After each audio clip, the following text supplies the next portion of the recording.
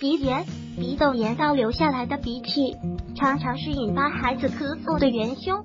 在儿科门诊，医生听到最多的，除了孩子的哭闹声，就是阵阵咳嗽声。咳嗽为何这么难治？因为咳嗽只是一个症状，治标未必治了本。通过对鼻咽喉、气管等呼吸系统结合关系分析，我们发现大部分儿童长期咳嗽的起因是慢性鼻炎、鼻窦炎，这些疾病发作时产生的鼻涕倒流到咽喉位置引起的咳嗽反应。这意味着咳嗽时咽喉的痰湿鼻涕不是从气管、肺那里爬上来的。咳嗽是鼻窦炎重要症状，慢性鼻炎、慢性鼻窦炎有以下症状，值得家长警惕：一、咳嗽。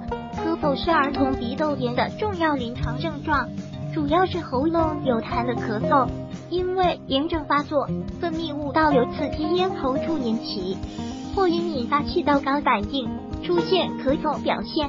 二、鼻塞通气不畅。有些患儿不会主诉鼻腔通气不畅，但会出现张口呼吸、睡眠不安、趴睡、突然坐起、哭闹、打呼噜，婴幼儿还因鼻塞出现进食减少、抗食。三、流涕。鼻窦炎可以为脓涕或为粘稠白色分泌物，如果分泌物你积聚在鼻腔，或者在鼻腔结痂后变成鼻屎，引起鼻塞。四、听力下降。部分患儿因鼻腔黏膜炎症累及咽喉管咽口，或腺样体肥大阻塞咽喉管口，导致中耳负压、鼓膜内陷，或引起分泌性中耳炎，导致听力下降。孩子表现可以是呼之回应变慢，不爱搭理外人，电子鼻镜判断病因。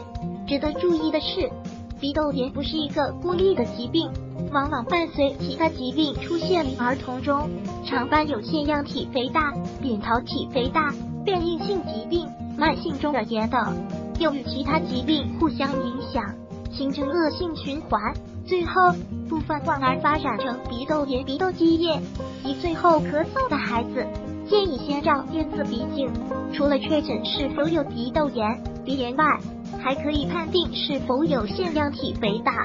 腺样体往往因鼻窦炎的刺激出现肥大，肥大之后又变成易病灶，对鼻窦炎产生负面影响。如果喜欢本视频，请分享并订阅本频道，访问TT News XYZ获取更多相关资讯。